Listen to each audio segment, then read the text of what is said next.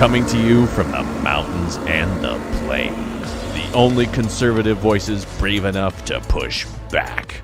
This is the Conservative Daily Podcast with Joe Altman. That's what the Second Amendment was designed to do. If you're going to do something to nullify or take away my rights under the Constitution, come get it.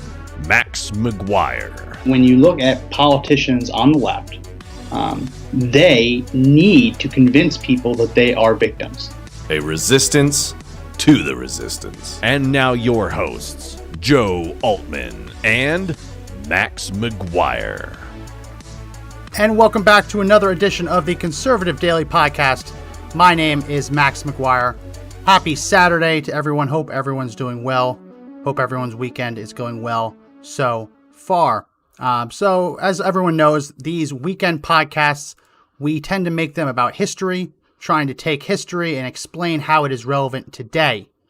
Today's topic is actually really disgusting. It's really sad. It is demoralizing and it is very unfortunate. But the whole point of today's podcast is to get you off your feet, to fight back, because the consequences of what Democrats are doing right now in Congress could not be more severe. They are pushing through unprecedented amounts of abortion funding as part of the COVID-19 relief reconciliation bill. So last week on the podcast, I went into depth and explained what reconciliation is, how the reconciliation process works, dove into in depth the filibuster. They're trying to use reconciliation, a process where they can pass something in the Senate with a simple majority, as opposed to the 60 votes necessary to end debate. They want to attach abortion funding. So this is from Catholic News Agency. Pro-life groups warn against abortion funding in COVID relief bill. Yes, that is an understatement to say that they're warning about it. That's an understatement. We see this from lifenews.com. Democrats caught using COVID relief bill to force Americans to fund abortion and Planned Parenthood. Absolutely true. What they did this week, beyond sinister. They finally have the votes in the House, the Senate, and the presidency. So they want to undo almost a half century of law prohibiting federal funds from being used for abortions. They want to undo it, open up the floodgates, and increase the funding. So today we're going to go through in depth, talking a little bit about, most people know what Roe v. Wade was, but we're going to explain what happened with Roe v. Wade. We're going to explain the Hyde Amendment, which went into effect finally in 1980, which prohibited federal funds from being used for abortion. Talk about how Planned Parenthood and other abortion clinics over the years have gotten around the federal abortion funding ban to sneak ways to still get the funding, even though they weren't allowed to. What Trump did in the last 2 years to undo it, and now how Biden and the Democrats plan to restore it all. But this is a good moment to remind everyone, hit that share button. Because we're talking about abortion today, we are getting throttled. There's only 80 people watching us on Facebook right now, only 31 on YouTube. Yeah, they do not want us talking about abortion. That's pretty obvious. And 10 on DLive. It's also a Saturday, but make sure you hit that share button on Facebook. Make sure you hit the share button on YouTube. Make sure you give us a thumbs up on Facebook, YouTube. Make sure you comment. Commenting is very important. Commenting helps bust through the algorithm and make sure the algorithm, the computer systems, understand that this is a show worth sharing and this is a show worth putting in other people's news feeds. So very important that you comment, very important that you share, very important that you give us a thumbs up. And on DLive, if you haven't already, comment and follow. So let's dive right into it. Roe v. Wade was a case that was decided finally in 1973. And it was a challenge to a Texas law that prohibited abortions. So what the Supreme Court found in Roe v. Wade wasn't necessarily that the Constitution says you have the right to an abortion. They said that in the 14th Amendment to the Constitution, you have a fundamental right to privacy, and the government doesn't have the power to violate that right to privacy and to impose on your private medical decisions. Now, obviously, that isn't completely the case. The way that they structured Roe v. Wade I don't think it would stand up to scrutiny if the case had been brought to this Supreme Court for the first time. right? If there was no Roe v. Wade and this Supreme Court was hearing the case for the first time, I don't think they would let it fly, because it's very obvious that the federal government has the right to decide what kind of medical procedures you can have, right? There are tons of medical procedures that are not authorized to be performed in the United States. Experimental, unethical procedures, right? We have federal bans on the use of certain types of stem cells because it is deemed to be unethical to harvest stem cells from a fetus, from an unborn child, right? We have laws surrounding what doctors can and cannot do to patients. So this idea that there's just a fundamental right to privacy, and if a woman wants to have an abortion and kill her unborn child, the government has no right to interfere, I don't think that would survive scrutiny today. But that's a hypothetical. We have Roe v. Wade on the books from 1973. Now, there's been some Supreme Court cases since then that have kind of tempered that, but ultimately they've left Roe v. Wade in place. So Roe v. Wade was a 7-2 decision, finding that yes, women have a right to an abortion because they have the right to privacy when they have medical procedures done. And what Roe v. Wade did was they basically divided the pregnancy up into the 3 trimesters. In the first trimester of pregnancy, they said that a state may not regulate abortion decisions. In the second trimester, they can regulate it in terms of maternal health. And then in the third trimester, once they determined that a baby had become viable, a state would have the authority, or the federal government would have the authority to ban an abortion, because at that point the baby is viable and the baby apparently at that point is a human being. Even though the whole time that the baby's in the womb, they're a human being. They're not a different species, right? They are a human being. They are alive. They aren't dead. They are alive. But still, that's what Roe v. Wade decided. Third trimester, states can ban it because the baby's viable. Second trimester, more restrictions on women's health. And first trimester, they can't do anything.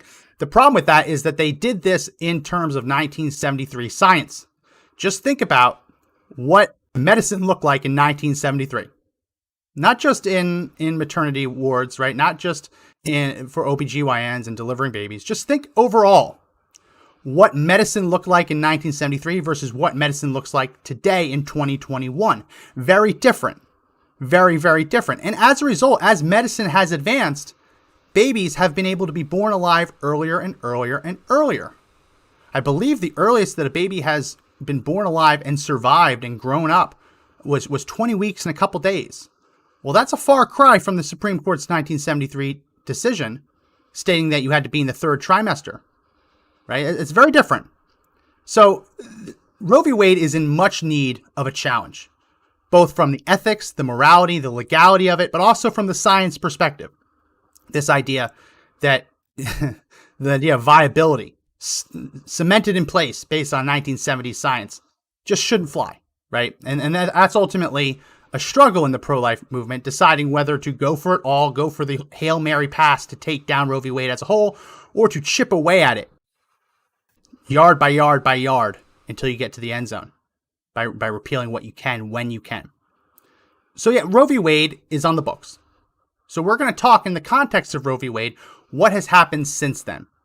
So what you need to know is between 1973 and 1980. It's an important date because that's the date that the Hyde Amendment went into effect, and we'll explain that in a second. In those 6-7 years, there were 300,000 abortions that the federal government paid for.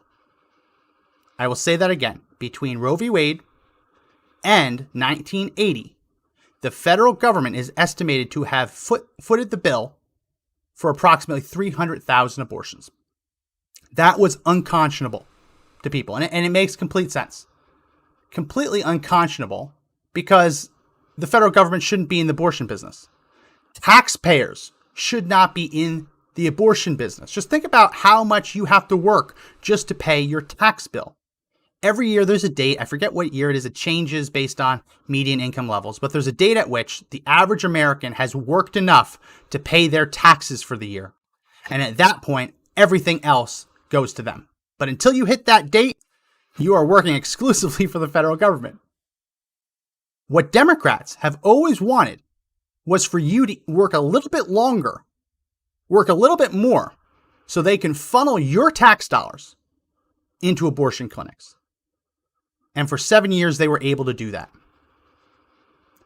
For 7 years, they were able to funnel federal funds into abortion clinics. And as a result, there were 300 babies who were killed using federal funds. Well, that didn't sit well with many people, understandably. And finally, in 1980, we got the Hyde Amendment going into full effect. And this is a newspaper article from that time period. Delighted, Hyde says ruling means life for the unborn. Pleased? Henry Hyde beamed. I am not at all pleased. I am absolutely delighted. To Hyde, the Republican congressman from Bennsville, the Supreme Court decision Monday that Congress has the right to deny federal funds for abortion was inevitable. What today's decision really means is life for countless unborn children, just as surely as unrestricted abortion means death for them, he said. So the true victors don't even know about the battle, much less the victory. He pursued the issue until the Hyde Amendment was passed by Congress in 1976 and every year since. I really don't believe in abortion, Hyde, an Irish Catholic, once said. It goes against everything I hold dear. To those who argue that to deny a woman an abortion might cost her life, Hyde responds that death in abortion is 100% for the unborn child. To those who argue that mothers should have a choice, he responds that the child is given no choice. That's what a Republican used to sound like. I mean, you get chills listening to that because you wish you had Republicans today who were willing to go to bat like Hyde was, not only to say what they need to say to get the sound bites, to get the interview, to get the newspaper article, but to actually push it through to fruition. And yeah, so the Hyde Amendment was ultimately passed in 1976. It didn't go into full effect until 1980 because it was challenged, just like so many abortion restrictions are. So the Hyde Amendment states that federal funds cannot be used on elective abortion procedures, that the federal government is not in the abortion business. And that has been on the books since 76, in effect for at least the last 41 years. Democrats hate this. Absolutely, they hate it. They say that it violates a woman's right. Remember, we talked about Roe v. Wade just a second ago. Roe v. Wade doesn't say you have the right to an abortion. It says you have the right to make healthcare decisions between you and your doctor, and the government doesn't have the right to intervene. As flawed as that is, which it is, the other argument that Democrats have is that you have the right to a private medical decision, but you also have the right to demand that American taxpayers pay for it. Well, how does that work? How can you have the right to privacy and simultaneously demand reimbursement? How does that work? How can you possibly be reimbursed for something that you have the right to privacy?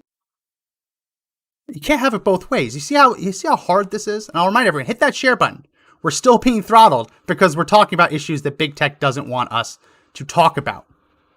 But Democrats say that it hurts the poor, that the poor should be allowed to abort on demand, and they shouldn't have to pay for it, and the federal government should pay for it, should foot the bill.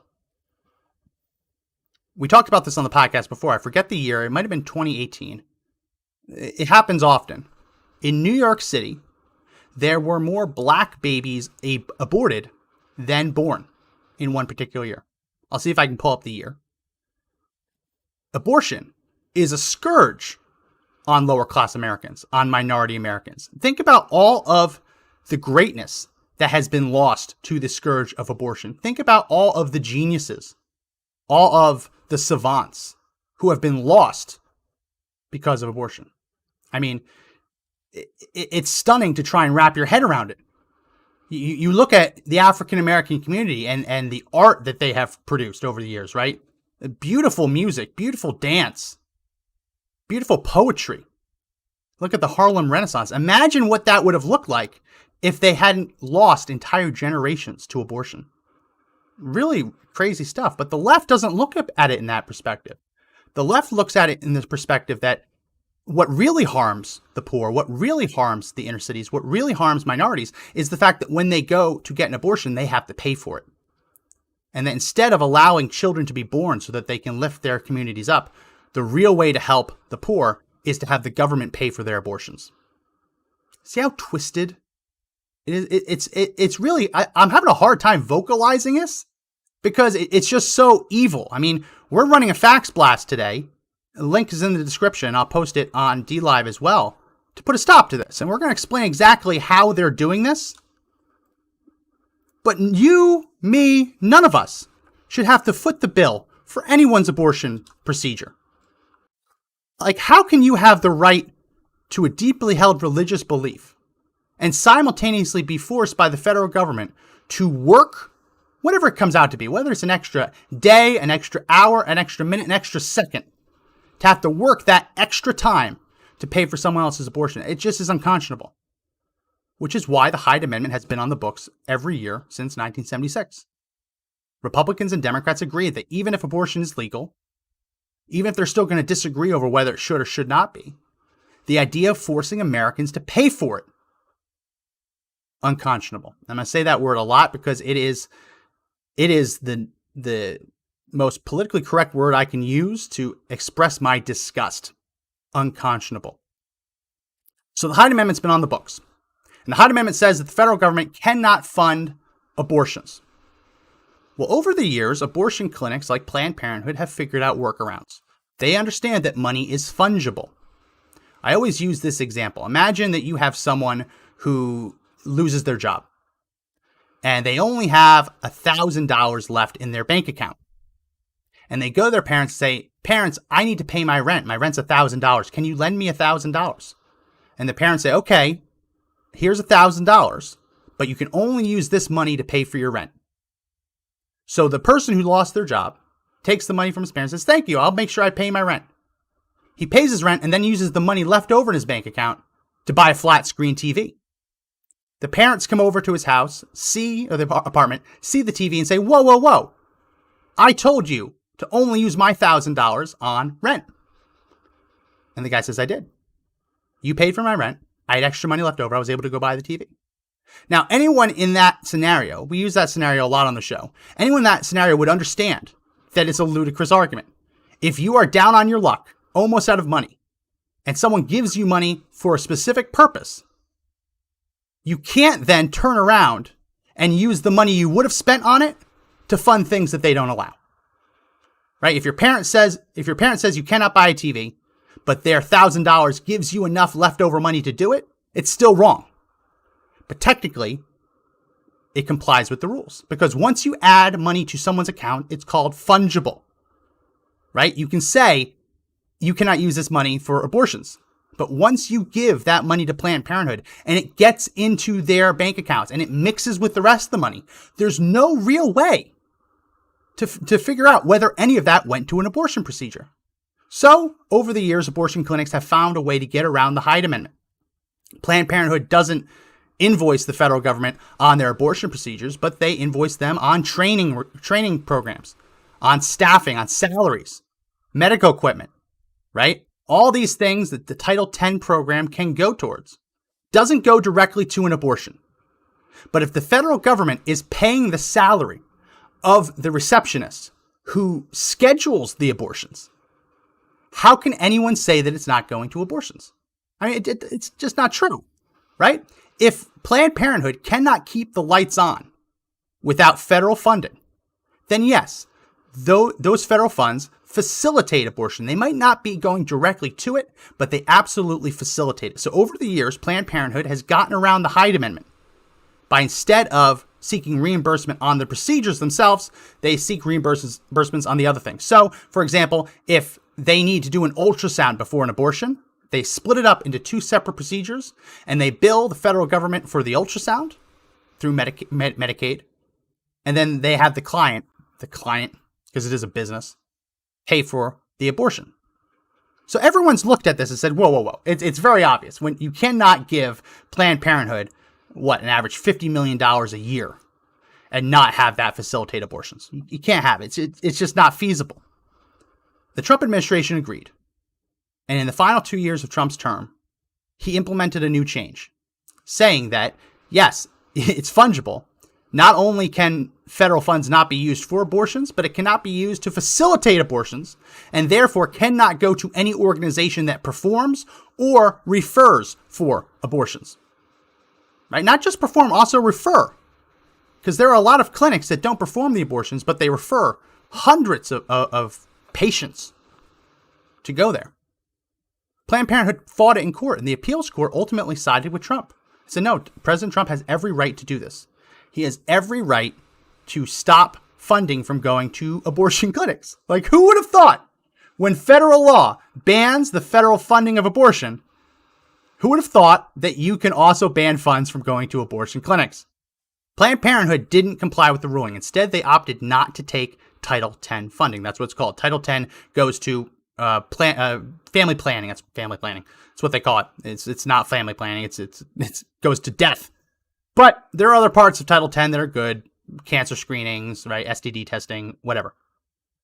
It's always been a front for abortion. Always. Always, always, always. And it's helped Planned Parenthood and other clinics subsidize the cost of their abortions without directly seeking reimbursement.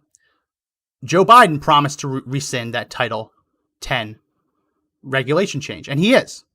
Now, the abortion clinics are mad. They say he's not going far enough, but he's rescinding it. Congress doesn't think it's good enough to just rescind it. They want to pay Planned Parenthood and all the abortion clinics back for the lost revenue from the Trump administration's actions. And how do they plan to do that? They plan to do that by putting a couple things in the reconciliation bill coming up for a vote. First, they want to provide $50 million for Title X. They want to boost it, an extra $50 million. That is to ultimately reimburse Planned Parenthood for the $50 million they lost last year. Remember, Planned Parenthood, not only are they an abortion clinic, they also are one of the biggest lobbying organizations. They have a separate lobbying arm. They say it's separate, but money can go from one to the other. So they spend so much money, millions and millions of dollars every year to get Democrats elected, and then those Democrats are turning around to give them more money. That's how Congress works.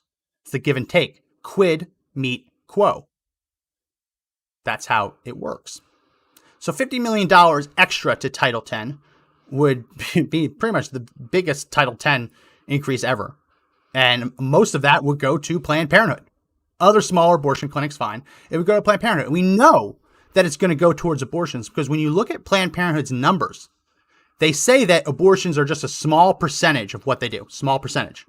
And that's because, as I said, they cut up their actual abortion procedures into all these other services. So if they do a pregnancy test, they count that as a procedure, right? If they do an ultrasound, they count that as a procedure, right? If they do a consultation, that's a separate procedure. So you can have ultrasound, pregnancy test, consultation, abortion, 4 things. But instead of it all just being classified as abortion, they split it up into 4. So they kind of cook the books like that. But the percentage of total procedures isn't really the issue here. It's where they get their revenue from. And abortion is without a doubt the biggest moneymaker for Planned Parenthood. That, and also, as we've learned in the past, their whole business selling body parts from aborted children. Yes, they did that. They said that they didn't profit. They said it just covered their expenses. Right? This is that whole game. The money is fungible. It just covers expenses. We didn't profit. The fact of the matter is they are in a better position because they sold fetal remains than if they didn't. Disgusting. This is disgusting stuff. So they want to get that extra $50 million to go to Planned Parenthood. But here's the real kicker. They're not going to include Hyde Amendment language. That language we just talked about, which has been on the books since 1976, has been in force since 1980, is not in the Democrats' new proposal. It's not there. They did not include it in this new budget reconciliation package. And they claim that they can do that without a single Republican vote. There was a hearing this week. On Capitol Hill. This is Representative, I believe his name, Kevin Brady. Let's hear what he has to say about the lack of Hyde Amendment language being in the bill. We also agreed now for the past half a century that given how controversial it is, your federal tax dollars would not be used to fund abortions. This Hyde language, these pro-life provisions, have survived in a bipartisan way since 1976, 50 years. Congress has included these protections when we spend federal tax dollars. No president in American history has ever vetoed an appropriations bill due to its inclusion of the Hyde Amendment. Moreover, President Obama maintained the Hyde Amendment in each of his budget proposals. As recent as June of 2019, former Vice President Joe Biden supported the Hyde Amendment and acknowledged, despite what you just heard, our president today acknowledged it works harmoniously with federal funding for women's health care. Let me say it again, Joe Biden supported the Hyde Amendment just a year and a half ago, acknowledged it works harmoniously with federal funding for women's health care.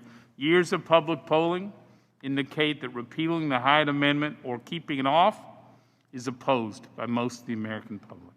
The Hyde Amendment, I should tell you, has saved the lives of over 2 million innocent unborn and continues to protect the conscience rights of a vast majority of Americans who are opposed to publicly funded abortion. Common sense stuff. Common sense stuff. Everything he just said there was true. Americans, the majority of Americans, do not want to work longer hours, longer shifts, longer days, so that some of their tax money can pay for an elective abortion procedure. Now, if you're pro-life, you don't see the difference between an elective and a medical abortion. And I agree, there is no difference. It all results in death. 100%. It results in 100% death. But the idea of elective abortion procedures, even though they're all horrible, there's something even more unconscionable about that because it's not medically necessary. There's not even anyone out there claiming it's medically necessary. It's just a choice. It's just a choice. Imagine you have to work an extra shift at your job to pay for an elective abortion procedure because someone wanted a girl and the ultrasound told them it was a boy. Would that be okay with you? Do you want to work longer hours for that? Or what if you're working longer hours so that someone can abort their child because the test shows they have Down syndrome? Are you okay with that? Or it shows they have some other disability that won't kill them, right? It won't result in death or early death. It would just result in a different kind of life. Do you want your tax dollars going to that? The answer here is no. It's an emphatic no. And that's why the Hyde Amendment has existed. Because we can have the disagreements, we have the debates over abortion, but the idea that while we're having that debates, the pro-life side should have to foot the bill. Said it, I'll say it again, unconscionable. Well, that's what's in this reconciliation package. They just held a hearing in the House this week. Just held a hearing. And the provision they put in does not include the Hyde Amendment. Now, maybe the Democrats will get shamed into re-adding that Hyde Amendment language. I hope they will. And again, we're running a fax blast today to help make that happen. Not only just to stop the abortion funding from being put into the COVID relief bill, but to stop the Hyde Amendment from being stripped from the U.S. Code. Hopefully that happens. But the Democrats don't seem to be interested in it. They don't seem to be interested in maintaining that bipartisan provision in law that's been there for half a century. So yes, they want to increase Planned Parenthood's funding by $50 million, and they want to get rid of the Hyde Amendment. So Planned Parenthood wouldn't even have to pretend anymore. They wouldn't even have to say, oh, well, this didn't go to abortion. This went to the chair that the woman sat in, or this went into paying the electrical bill, or paying for the new forceps, or paying the receptionist. No, they could actually directly bill the government. Say, no, you owe us this much for the abortion. They don't even have to pretend anymore. The creative accounting wouldn't even need to be done. But it doesn't stop there. The COVID-19 relief package, the one designed to help the United States, also includes $750 million for what the Democrats are calling global health initiatives. That's sending your tax dollars abroad to help other countries facilitate healthcare for their citizens. And I use health here very loosely because global health also includes abortion funding. So in that $750 million, we don't know exactly how much, but some of it, a significant portion, would go overseas to facilitate foreign abortions. So I'll ask you again, when your feet are tired at your job and you just want to get home to your family, do you really want to work an extra hour or two so that someone in some other country could get an abortion? Is that COVID-19 relief? Does that fall under the definition of COVID-19 relief? It's okay to say no because it doesn't. It does not fall under that definition. And we talked last week about the Byrd rule, which is the rule for the reconciliation process that says you cannot put anything in a bill that is extraneous. It has to be germane to the issue. If you're going to use budget reconciliation, you can't just load it with pork. It has to actually be related to the issue at hand. How does abortion funding relate to COVID-19 relief? How does funneling tens of millions of dollars into Planned Parenthood help get our kids back in school? How does that help get unemployed Americans back to work? How does that help get PPE to hospitals? It doesn't. So it shouldn't be in there. And again, we can pray that the parliamentarian will strip it out. But right now, the best way to pray is to take action. Again, we have that fax blast in the description. It shouldn't be in there. But the Democrats are putting it in there. They're saying, well, women's health is health. It's health care. And since COVID-19 is a bad pandemic and we're going to help healthcare, we're going to help women's health too. I mean, it's so twisted.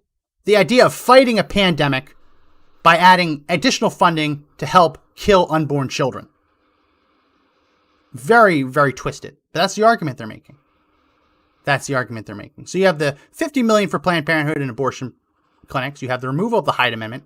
You have the $750 million for overseas healthcare, including abortion funding. You also have a provision in the bill, which I don't want to laugh because it's not funny, but it's funny that they think they can get away with this. Right? It's funny that they think they can get away with it. They also want to make Planned Parenthood and other abortion clinics retroactively able to apply for coronavirus relief. So not just funding the abortions, they want the PPP program to prop up Planned Parenthood. Now, if you remember, Planned Parenthood improperly applied. They never had the right to PPP loans, and many of those clinics did, and they were forced to give it back.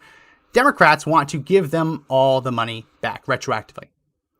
So again, when Americans were struggling to keep their businesses afloat, Democrats want to reward Planned Parenthood for sticking in there and reward them for surviving the Trump administration by giving them PPP loan access and other coronavirus relief access. Right? They've already proven. Now, some Planned Parenthood clinics did go under. They did. Let's just pause for a round of applause right there. Some Planned Parenthood clinics did go under. And we can all breathe a sigh of relief. And there are a number of states now. I think there's a couple that have 0 abortion clinics and a couple that only have 1, 2, or 3 left in the state. We gotta do better work on getting those out of there. They cannot make an argument that they need PPP loans to survive the pandemic because they've either gone bankrupt already and they're out, done, or they've already survived. So what's the point? The whole point of PPP is to keep people on the payroll so you don't lay people off so you can stay open. Well, we're not in that phase of the lockdowns anymore. Sure, there are still businesses that need help, right? But Planned Parenthood isn't one of them. So yes, this proposal that they pushed through committee would give Planned Parenthood retroactive access to all of these small business loans and relief. But they don't stop there. No, they keep going. They're like the Energizer battery of death. They also want to mandate that any Obamacare plan and any COBRA insurance plan also allow and provide coverage for elective abortions. So think about this. You will have a plan where you will be forced to pay for abortion coverage. Not talking about contraceptives. Remember, that case went all the way to the Supreme Court. Remember the case? It was Hobby Lobby, all the Little Sisters of the Poor. The idea of being forced to pay for coverage for contraceptives was so egregious that they took their case all the way to the Supreme Court because they said certain contraceptives are the equivalent of abortion. The Democrats at the time says this is stupid. Contraceptives are not abortions. You have the right to not want to pay for an abortion, but that is not it. That's just contraceptives. Well, fast forward 2 years. Now, Democrats also want to force you to pay for abortions. So yes, a portion of your Obamacare premium will go to have other people inside of your pool, inside of your same plan, get abortions. And yes, you will have to provide coverage for yourself. You will have to pay extra because the price won't go down. It'll only go up. Extra to make sure you have coverage for abortions. Does that go against your deeply held religious beliefs? I think it does for mine. Democrats want to force you to do that. And if you're unemployed, there's something called COBRA. I don't know what the acronym stands for. I'm sure my wife was on it. We were on it for a while when she lost her job. It's basically unemployment insurance. And you pay a little bit more than you were, but you are allowed to keep your employer plan, even though you no longer work there. It's more expensive, yeah, but if you don't want to just jump off insurance and get a new worse plan, you can keep it. And it's like a year or two you're allowed to stay on it. Well, this would also require all COBRA plans to include funding for abortion. So if you thought Democrats were actually going to help you, were going to help your business, right? If they were going to help you put food on the table, no. One of their priorities before they get to you, before they get to helping you, is to make sure that unemployed Americans are allowed to abort unborn children without having to suffer any cost. Disgusting. This is what the left prioritizes. This is apparently healthcare. This is apparently COVID relief. So that's all in the bill. That's all getting put in the House version. And the House, Democrats have a majority. 6 votes. Actually, no, now 7 because one Republican passed away. No, actually, no, it's down to 6 because it's back to 6 because the New York Republican won her race. So they had a 6-vote majority. It went to 7 when the Republican unfortunately passed away. And now it's back to 6 because an additional Republican was seated. 6 votes. So the question is, are there 7 Democrats willing to look at this and say no? Are there 7 willing to say this is not COVID relief? Actually, before we even get to that, will the Republicans vote against it? Democrats are slipping this in specifically because they think they can get Republican votes too. So before we even talk about whether there will be Democrats willing to flip, are there Republicans who are willing to stand the line and vote against COVID relief because it would funnel tens of millions of dollars into abortion clinics? I know that there are some Republicans who will. I also know that there's some spineless Republicans who will vote for it because they fear being accused of voting against COVID relief more than they are fearful of being blamed for abortion funding. Yeah, there are Republicans who will vote for that. They will vote for it. They will say, I weighed the options, and as horrible as it is, I had to vote for COVID relief. I had to do it. Yeah. And when that happens, I have a feeling that will happen, we will make sure that we name names. And Carl in the comment section on Facebook says, COBRA is Consolidated Omnibus Budget Reconciliation Act. Well, I think that's a different one. I don't think that's the same one. We talked about that last year. It might be a COBRA plan, but I think that COBRA was a different acronym. It might be. I don't know. We will name names as these names come out, as these spineless Republicans step forward and vote for this bill anyway. We will absolutely name the names, and then we will make sure that they never win again, that they never receive another cent of donations from the people. Make sure everyone knows that. And we will make sure they're defeated either at the primary level or the general election level. Because, I mean, what else do you do? They are trying to usher in a culture of death, taxpayer-funded death. And they want you to work a little extra harder. A little extra harder, that doesn't make sense. They want you to work a little harder to make it happen. Because remember, they're not going to ask lower-income Americans to pay more in taxes. They're not interested in that. This is going to fall on the middle class. It's going to fall on the wealthy. And yes, you're going to have to pay your fair share to make sure that abortion on demand becomes a federal program. It's not funny. I laugh at the ridiculousness of it. With everything going on in the country, this is the left's priority. So how should we stop it? Well, we have to put pressure on Republicans. We have to put pressure on Democrats to stop it. We're going to need both. But if Republicans cave, then it's over, right? If a couple Republicans vote for this anyway, it's over. We won't have the numbers. It's possible to get 6 or 7 to flip in that Democrats to flip in the House. It's possible to get 1 Democrat to flip in the Senate. But if the Republicans cave and go along with it, then it's over. So yeah, we need to put pressure on Republicans. We need to put pressure on Democrats, not only to remove these from the bill, but also to put pressure on the parliamentarian. This is where it isn't particularly a sexy ask, right? It's like, oh, we're going to force Congress to protest against the parliamentarian to rule that this isn't germane. It's not a sexy ask, right? It's not really fun. It's not cool. It's bogged down in parliamentary nonsense. I get it. But that is one of the ways to get this removed. Not only to remove it through a vote, but to remove it through parliamentary procedure, which is why our Fax Blast today urges Congress to do both. Urges members of Congress, congressmen and senators to do both. So we're going to keep an eye on this. I mean, this just came across our desk yesterday, and it's shameful.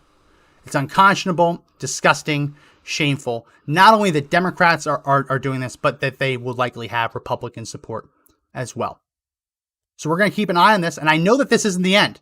Remember, they still have a week or two to put more pork, put more disgusting amendments into this bill. And they're going to load everything in it. They're going to load immigration things into it, naming illegal aliens to be essential workers. We know that's coming. We know that they're going to try and add gun control into this. Remember, they're able to pass one reconciliation bill per year without having to meet a 60-vote threshold in the Senate.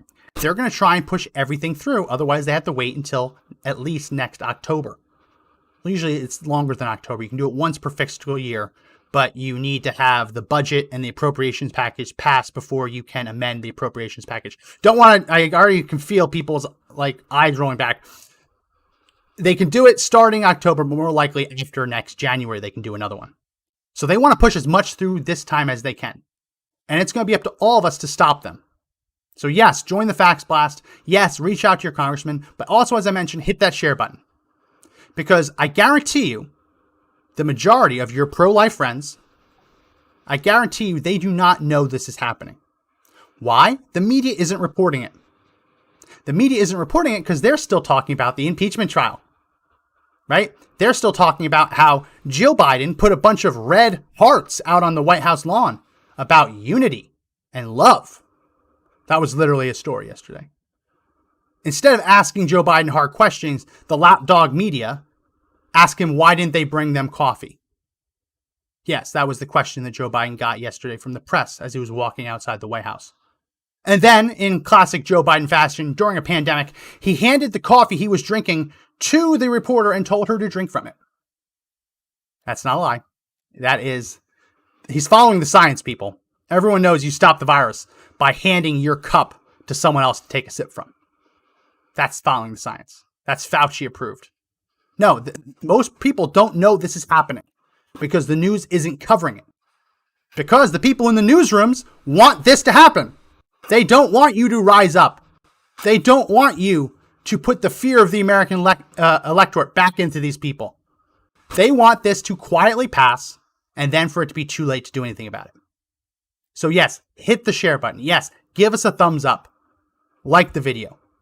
Yes, subscribe. Follow. Help us reach more people. Because this is part of the resistance to Joe Biden and the Democrats.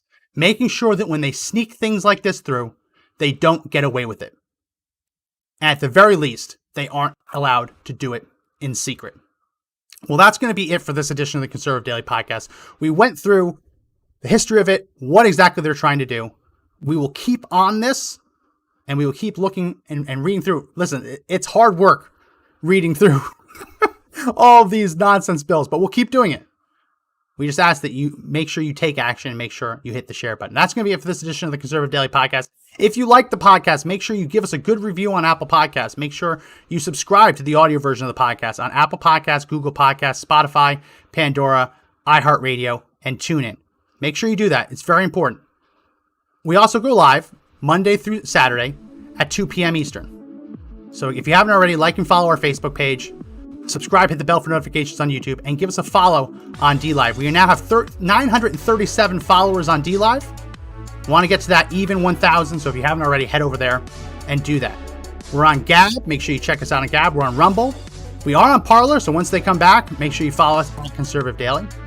The text system should be up and running. They changed it after we got banned, so I wasn't able to send it out today, but we'll be sending text again on Monday, so make sure you look for that. And the last bit, before we leave, if you haven't already, check out the link in the description to enter in our gun giveaway for an FMK Elite Pro Plus 9mm handgun. Handguns are really hard to find nowadays. You can enter to win one. We'll be drawing the winner on March 19th, so make sure you get in there. Make sure you leave your real legal name, real zip code and everything, and the full terms and conditions are there on that page. So that's going to be it for this edition of the Conservative Daily Podcast. Again, my name is Max McGuire. Remember, everyone, that the fight to take back our country isn't over yet, but the only way we win is if we all stand up and fight together.